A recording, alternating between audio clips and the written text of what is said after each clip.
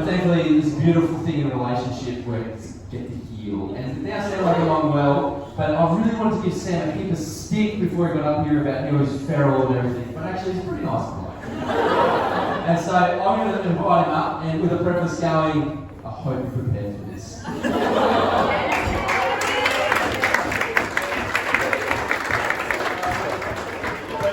Thanks, Zach, because I have not prepared for this.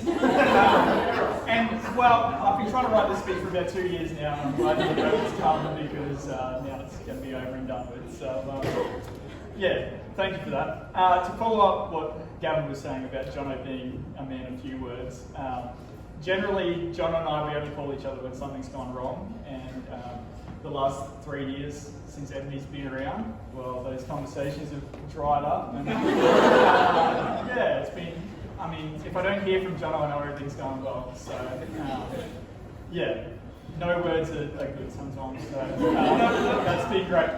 First things first, I just want to raise a toast to how good the bridesmaids look. Yeah, to the bride and groom as well.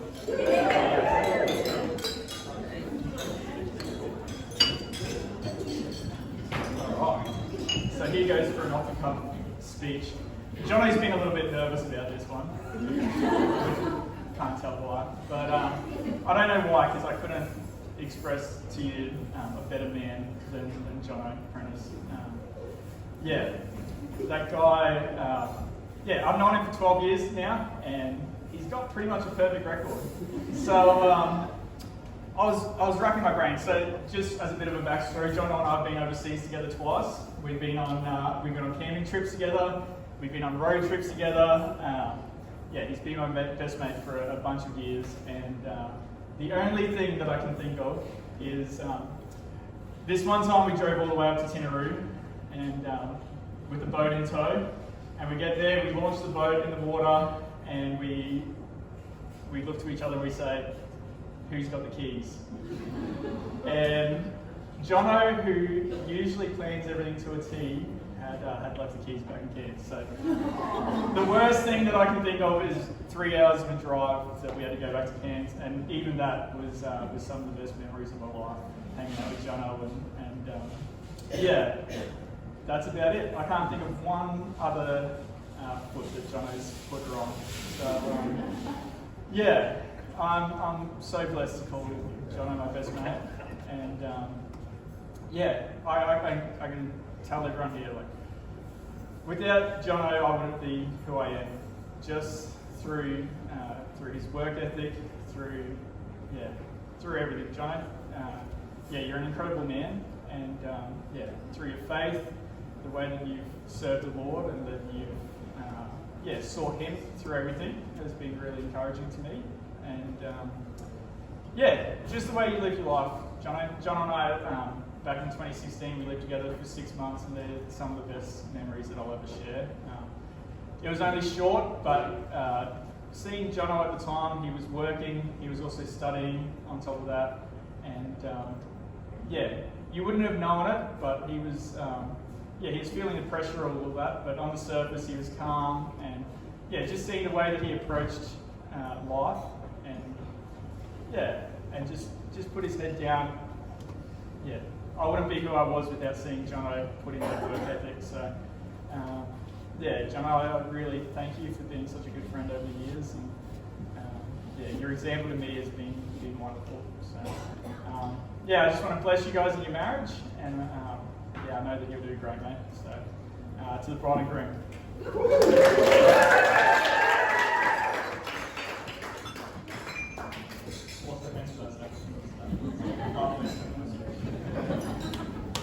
I'll give it a Sam. Good work. Next up is Erin. Now, the only thing I know about Erin is on my list it says to be confirmed. So the surprise is, are you going to speech tonight?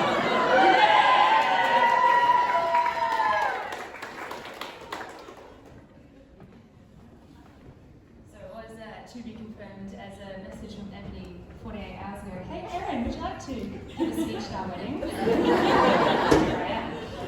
Good evening, everyone. For those who I haven't had the pleasure of meeting, I'm Erin. I'm one of the bridesmaids, obviously. And along with these other wonderful women by us, we've been nicknamed as Brides of Tribe, and that's what we have become over these past few months in the planning and preparation for Eb's wedding. Jono and Eb, I'm so incredibly happy for you both, and I'm so happy for the future that you guys have ahead of you. And I just wanted to give Jono some advice. I've known Eb for about a decade now, and we've lived together for about 5 years in total.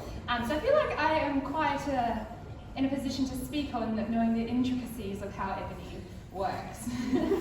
So I thought I'd give you some words of wisdom to prepare you for your future life ahead. The first thing, I hope you have some roller skates ready. You need to keep up, Jono. I have never quite met anyone with such energy and zest for life as Ebony has. I first met Ebony during orientation week at university, and this was through my college roommate Chanel, who had befriended me and would not stop talking about this pen pal of hers, Ebony.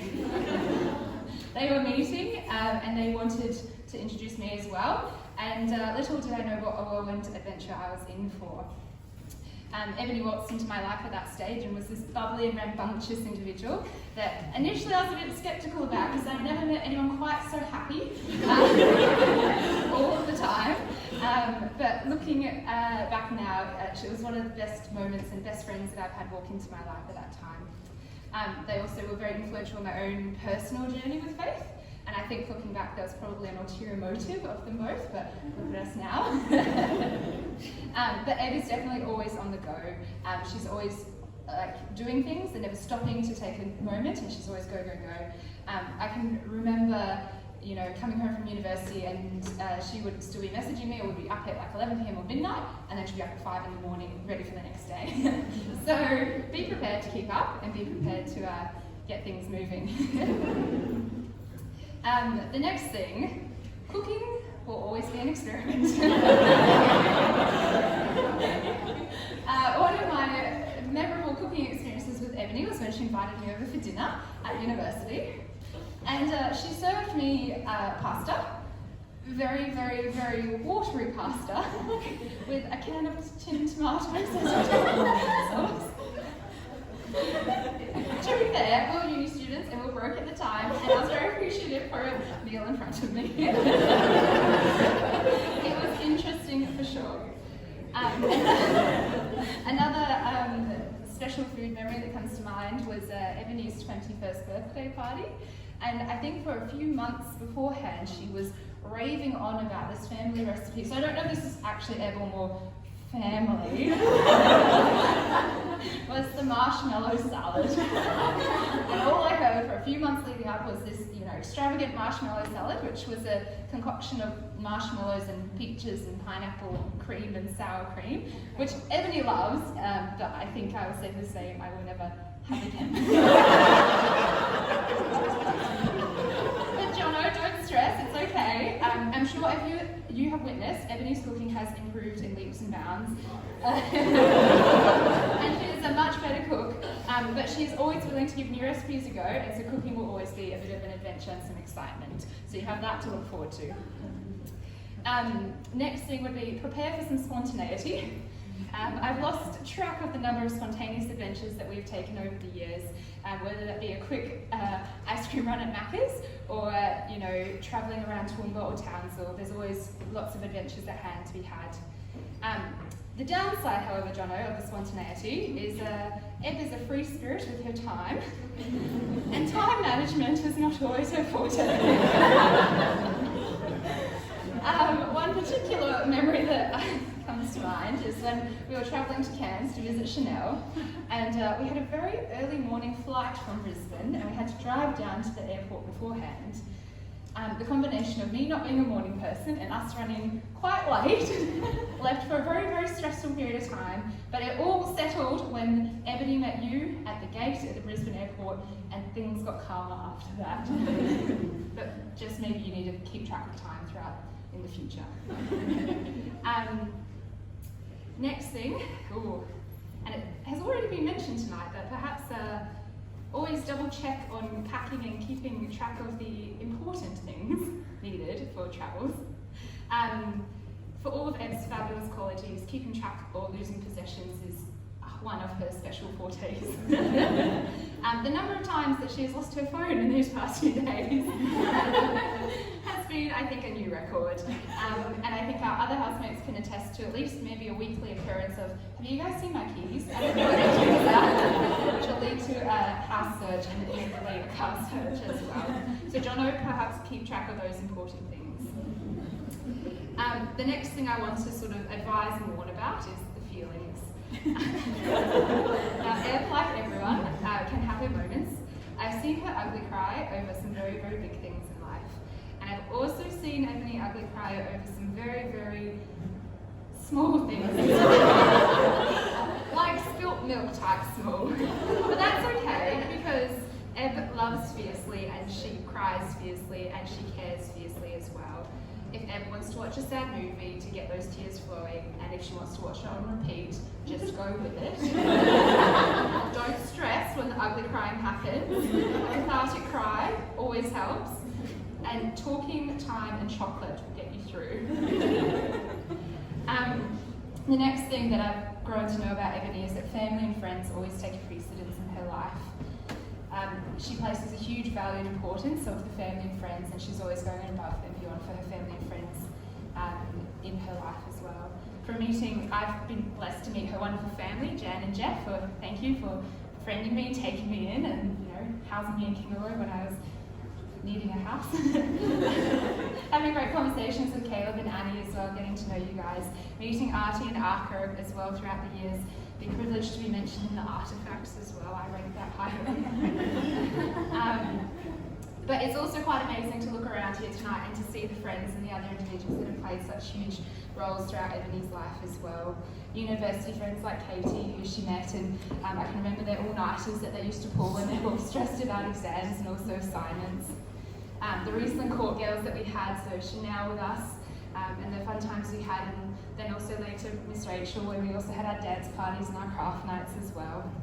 And later we have the Coming Street Girls, or the sadly named, as my brother would say, the sad old lady house. Because we would often be drinking tea in our pajamas early on a Friday evening. To the wonderful Kat and Em, thank you for the past 3 years that we've had together as a household, and I know our friendships have grown stronger. We wouldn't be where we are without the love and support we've given one another.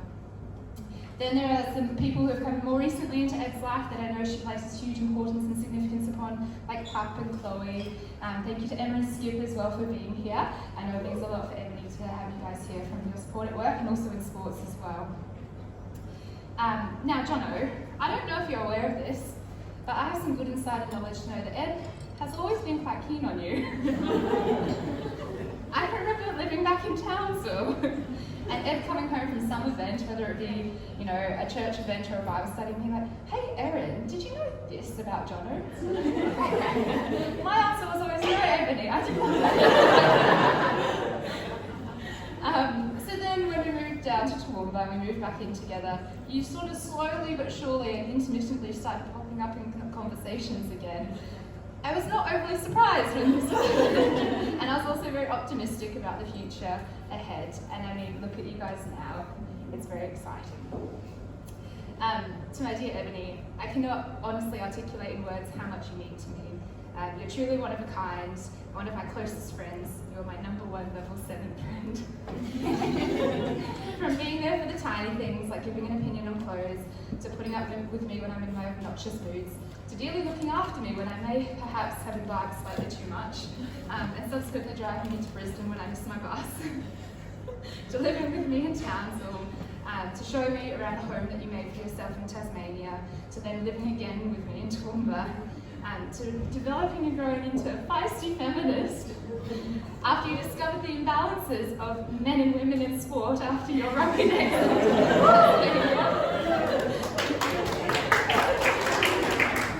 For watching TV shows with me, I probably wouldn't watch with anyone else. Shout out to normal people. For entertaining me in any sort of conversational topic I wish to enter into, and to creating epic cheese platters. I cannot express how much you mean to me and how much you have done for me over these last few years. I'm so excited and privileged to be here with you guys today, and I cannot wait to see the journey that is ahead. Now, my last parting words to everyone here would be, as long as I have known Ebony, the one thing she's always rated a wedding on is the dance party at the reception. For a long time, the most stressful thing about this wedding was the fact that we perhaps may not have had a dance floor at all. We can have 40 people dancing at once, and I know it would make Ebony's night even more better than it already has been if we can all see you up there and dancing and busting a move. Jono, I expect you to be at the centre of it all as well. I'm so excited for the life that you guys have ahead, and I'm so privileged to have you guys in my life as well. All the best, and I'm sure